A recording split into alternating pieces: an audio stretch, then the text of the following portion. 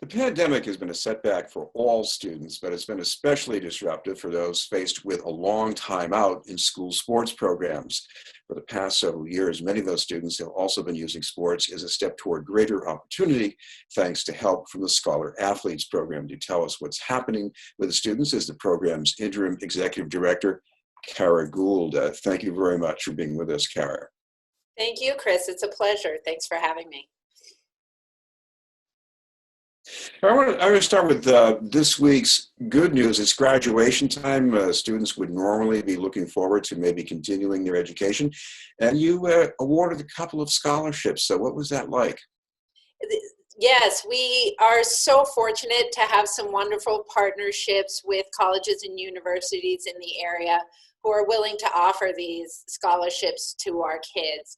And this week we were able to award two young women from Boston Public Schools. One, Janellis from Snowden International, will be attending Regis College on a full tuition scholarship.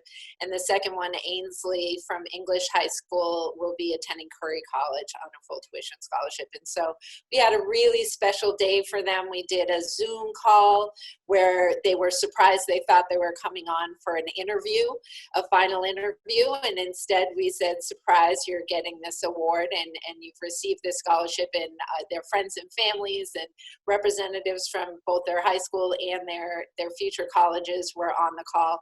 And then we followed it with the help of Boston Public Schools, a little car parade that went by their house with balloons and signs. And again, friends, family, our staff really made it a special day to commemorate what they've earned in these scholarships. They really are two extraordinary young women. Well, it's not unusual for young women to be playing school sports these days, but one of these two women is sort of a pioneer. She's a football player? Yeah, she's really, the Curry student Ainsley is really something quite special. She's really been a leader in her school, a three-sport athlete, and in her junior year, she said, you know what, I want to add a fourth sport. I love football. I've always played football with my brother, and I want to continue that. And she petitioned to the principal and the football coach to be able to go out for the team. And she did, and she made it. And she talks about how, the boys gave her a hard time at first and really tried to knock her down and prove to her that girls don't belong on the field. And she said, they'd knock me down, but I get right back up. And over time, she earned their respect and played on the team. And now they kind of protect her and make sure no one hits her too hard. So she's quite an extraordinary young woman who has a bright future ahead of her. Well, I know she might be extraordinary as an individual, but there's an important principle in what you just described. That sports experience, that is really in education, isn't it? It is, and I think that's what we're all about at Scholar Athletes, is really using athletics as the hook to engage kids so that we can help advance their academic success. And they go hand in hand. The lessons kids learn on the football field, when you get knocked down, you get back up, just like Ainsley. That applies to a math test too. You get a question wrong, you fail something, you try again, and you keep learning and you keep pushing. And so I think being able to have our staff, who are very representative of the kids. Most of them played athletics growing up, and they really coach and mentor our kids to learn those lessons and to really enhance what naturally happens when they're playing sports, and help the kids to make that connection that this doesn't just apply to sports, it applies to life and it applies to academics. And so we really try to push them in that way. Well, normally when you get knocked down, you might have to put on a nice bandage, but you come back a couple of days later and it's back to normal. Not this year. With all of these athletes being sidelined, what has it been like? It's been a really tough thing for the kids, especially so many of the kids that we serve. Athletics is their whole life. It's what they love. It's where they find their escape from some difficult and challenging situations in their lives. It's where they kind of keep their sanity, is through playing these sports. And making those social connections with their teammates and their coaches and our staff. And that abruptly got cut short, particularly for the spring athletes. We're just starting tryouts when the school shut down, and those sports stopped immediately. So we at Scholar Athletes have certainly tried to pivot and try to fill that gap as much as we can. And we're doing some virtual programming around fitness and some group workout sessions and that kind of thing to keep the kids active and moving, but also some just social hangout sessions as well, so they can connect with their teammates and keep that camaraderie going. And then one-on-one check-ins. You know, the impact that this is having on kids' psychological well-being is significant, and we're seeing that more and more, that kids are really struggling with just getting through this time. And so having someone they know, someone they feel comfortable with and already see as a mentor, be able to check in with them one-on-one and help them through that. And then help them really remember that school hasn't ended, and your brain is a muscle too. You need to keep that working as well. And if you don't give it a workout, it's going to get pretty soft. So our staff are really trying to help support them to continue with their academics, even though school is not being done in a traditional way. Well, when you're an alum, you look back at school sports as a networking opportunity, but when you're an adolescent and you need this daily fix of validation that you belong, isn't this a really crucial thing too? It is. It really, again, it goes to their psychological well-being when they can connect with kids and when they're learning those life skills of resilience and perseverance and teamwork. Those are all critical in life. And as kids go on and develop careers, those are skills they're going to need to have that they're learning on the field. And that kind of, as you said, got abruptly changed. And for a lot of our kids who aspire to go on to the collegiate level and play at that level, their concern, particularly for our rising juniors, is if sports aren't happening in a traditional way in the fall, how will recruiters see me? How will they know? How will I have that opportunity to play at a collegiate level if I'm not able to play as a senior in my normal way? And for a lot of our seniors who are hoping for that in the spring, that's their concern as well, is, they were hoping that to leverage that to be able to play at the next level, and that opportunity was lost to them. Of course, what you do in your program is you don't just keep these students comfortable within a sports silo. You try to help them work beyond that academically and socially, maybe expose them to some mentoring opportunities.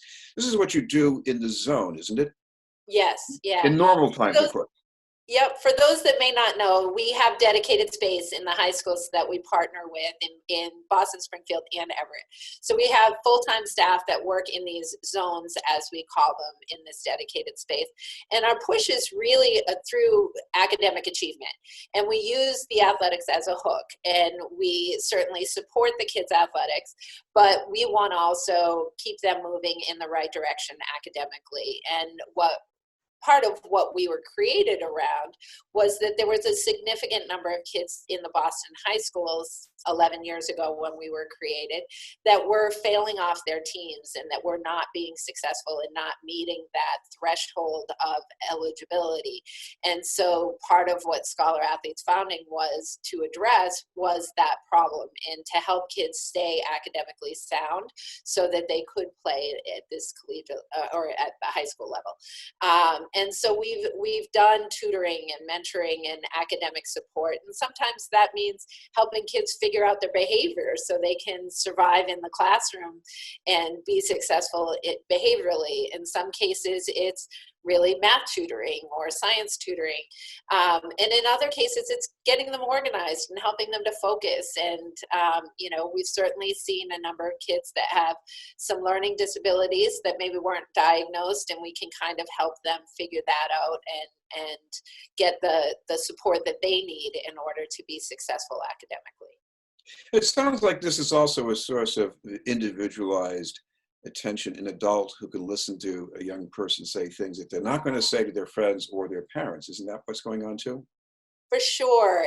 Absolutely. And I think or to their teachers, you know, in some cases. I think a lot of the kids, particularly those who maybe aren't as successful in the classroom, don't feel comfortable going to the teacher because they don't have that level of confidence, but they'll come to our staff and they'll have those conversations with our staff, and we're able to mentor them and coach them and teach them how to advocate for themselves and how to go back to that teacher and ask for help.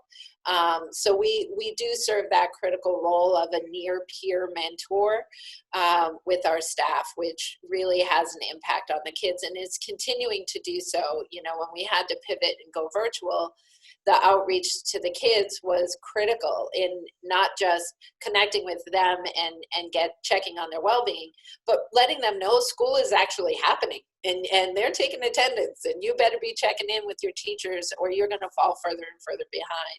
And I think they weren't necessarily answering the teachers' calls when the teachers were calling, but they answered us. And then when we were connecting, we were able to push them in the direction of the teachers. So we have always been able to be that strong liaison between the school staff and the kids to help bridge some gaps where they exist and support both sides so that they're more successful together.